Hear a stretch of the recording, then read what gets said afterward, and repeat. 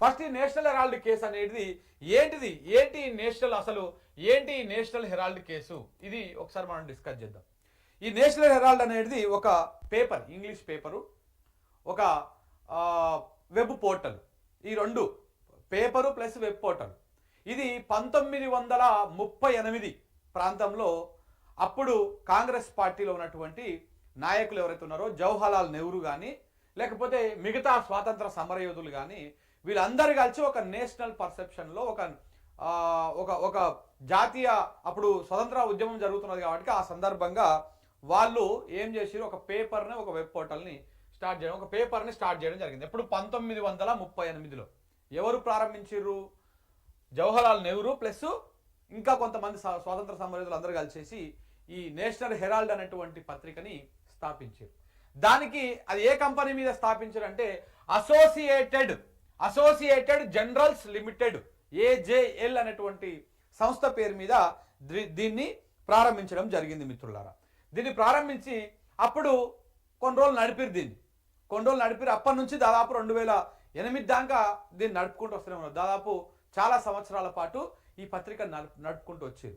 అయితే 2008 వరకు దీనికి ఈ ఏజేఎల్ అనేటువంటి సంస్థకి, ఈ నేషనల్ హెరాల్డ్ అనేటువంటి పేపర్కి అప్పులు పెరిగిపోయినాయి. ఆమ్దాన్ లేదు, అప్పులు పెరిగిపోయినాయి. ఘోరంగా లాస్ట్లో నడుస్తూ ఉందన్నమాట పత్రిక. లాస్ట్లో నడుస్తూ ఉంటే అప్పుడే కాంగ్రెస్ పార్టీ తన కుయుక్తుని, తన కుట్ర బుద్ధిని, తన స్కాములు చేసేటువంటి అలవాటుని దాన్ని ఒక ప్లాన్ చేసి వర్కౌట్ చేసింది. ఎట్లా అంటే అప్పు పెరిగిపోయిందని చెప్పేసి వీళ్ళు 2008లో ఈ పేపర్ని మూసేసిరు, ఈ కార్యాలయం మొత్తానికే మూసేసిరు, దాన్ని మొత్తానికే బంద్ పెట్టిరు. ఈ బంద్ పెడితే ఏం చేసింది 2008లో అయితే అప్పుడు వీళ్ళ గవర్నమెంటే ఉంది, కాంగ్రెస్ గవర్నమెంటే ఉన్నది. 2 సంవత్సరాలు అటు ఇటు ఆలోచించి 2010లో ఆ అప్పు పెరిగిపోయినటువంటి సంస్థకి ఏం చేసిరు, 90 కోట్ల రూపాయల వరకు అప్పిచ్చింది. 90 కోట్ల వరకు అప్పిచ్చారు. ఆ 90 కోట్లు అప్పిచ్చి ఎప్పుడు 2010లో అప్పిచ్చారు.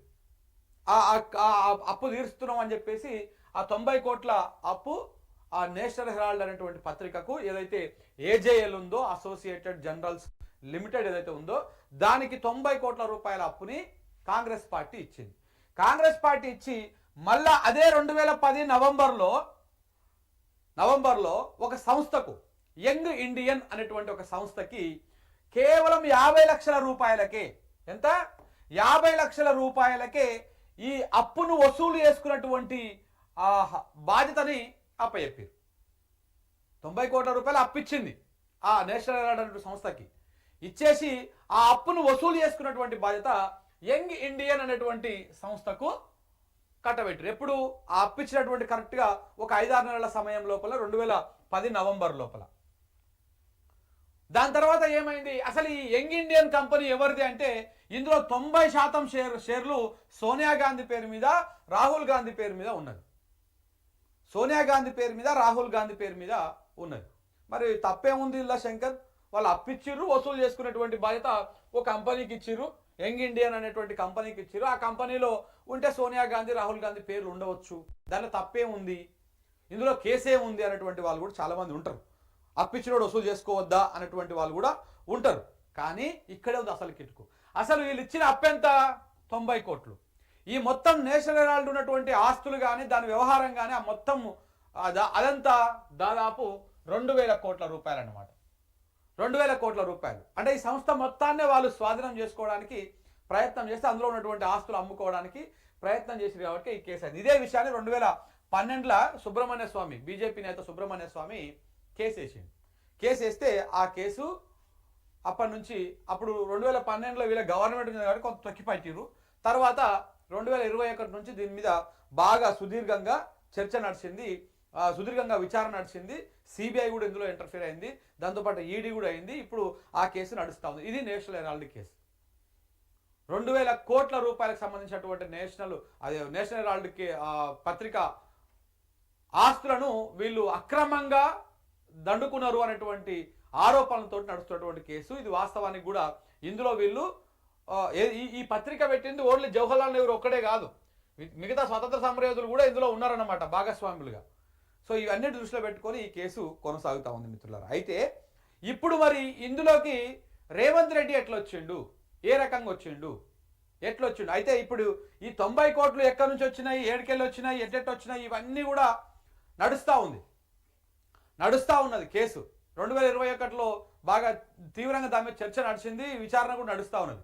అయితే ఇదే సమయం లోపల ఇప్పుడు రేవంత్ రెడ్డి ప్రమేయం ఏంటి అంటే 2019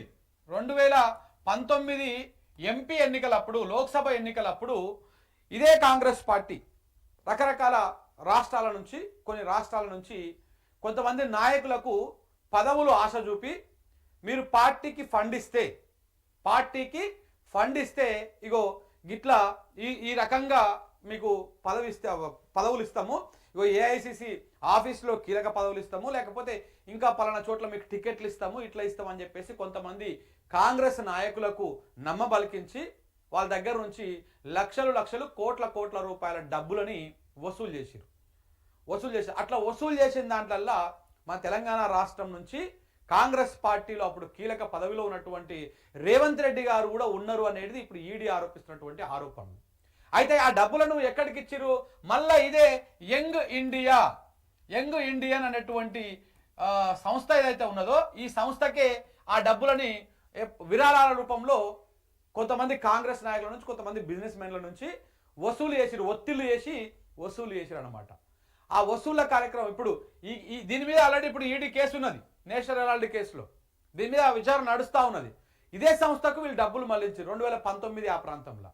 సో అట్లా డబ్బులు మళ్లించిన దాంట్లో రేవంత్ రెడ్డి పేరు కూడా ఉన్నది. కొంతమంది మీద ఒత్తిళ్లు చేసి ఇట్లా డబ్బులు మళ్లించిరు, ఈ సంస్థకు డబ్బులు ఇచ్చిర్రు అని చెప్పేసి ఈడీ ప్రధానంగా ఆరోపిస్తూ ఉంది.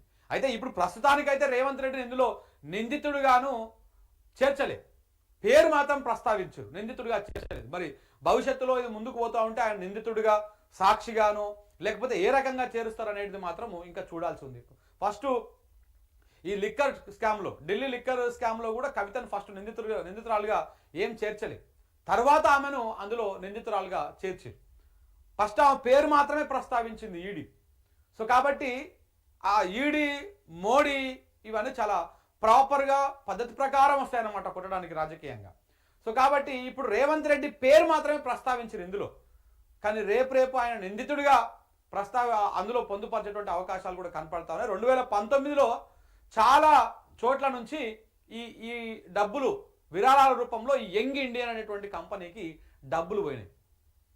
మరి ఇది ఎట్లా బయటపడ్డది అంటే ఎవరి దగ్గర అయితే డబ్బులు తీసుకున్నారో వీళ్ళు, మీకు టికెట్లు ఇస్తామని, మీకు పదవులు ఇస్తామని, మీకు కాంగ్రెస్ పార్టీలో కీలకమైనటువంటి పొజిషన్లు ఇస్తామని చెప్పేసి డబ్బులు తీసుకున్నారో వాళ్లకు పదవులు రాలే, వీళ్ళు ఇవ్వకపోవడంతో వాళ్ళందరూ కూడా కొంతమంది సోనియా గాంధీకి స్వయంగా లేఖలు రాశారు, కొంతమంది బహిరంగంగా చెప్పిర్రు మా దగ్గర డబ్బులు తీసుకొని ఇట్ట కాలేదు, మేము పలానా అకౌంట్ నుంచి ట్రాన్స్ఫర్ చేసినామని చెప్పేసి కూడా కొన్ని ఆధారాలు బయట పెట్టారు అంతర్గతంగా.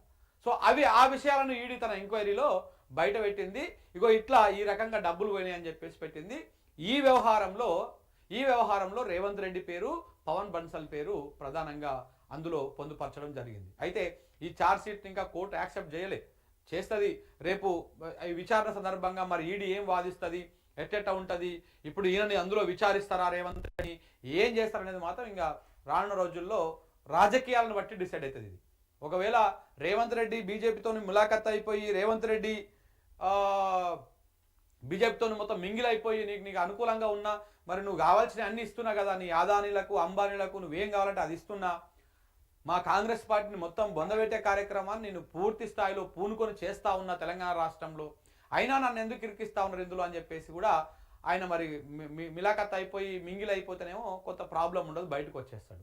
ఎట్లా కూడా కాపాడడానికి కమ్మ సామాజిక వర్గం ఉంది, రేవంత్ రెడ్డి గారికి గురువైనటువంటి చంద్రబాబు నాయుడు ఉన్నాడు, వీళ్ళందరూ ఉన్నారు. కాబట్టి ఈ కేసులో నుంచి కాపాడడానికి తీవ్రంగా ప్రయత్నాలు చేస్తుంది. ఇప్పుడు ఈ సామాజిక వర్గం మీడియా ఏది కూడా ఈ విషయాన్ని బయటికి రాణిస్తలేదు, రానివ్వదు కూడా, దాని మీద చర్చ కూడా కానియదు పెద్దగా. సో కాబట్టి ఈ కేసులో మరి ఆయనకు ఏ రకంగా ఉండబోతున్నది, ఎట్లా ఉండబోతున్నది చూడాల్సినటువంటి అవసరం ఉంది. ఏదేమైనా నేషనల్ హెరాల్డ్, అందుకే కావచ్చు రేవంత్ రెడ్డి గారు నేషనల్ హెరాల్డ్ కేసులో అప్పుడు ఛార్జ్ షీట్ వేస్తే సోనియా గాంధీ మీద, రాహుల్ గాంధీ మీద ఛార్జ్ షీట్ వేస్తే కనీసం ఒక ట్వీట్ కూడా వేయలేదు, కనీసం మాట్లాడలేదు. మరి ఇప్పుడు మాట్లాడరా ఏందనేది చూడాల్సినటువంటి అవసరం కూడా ఉంది.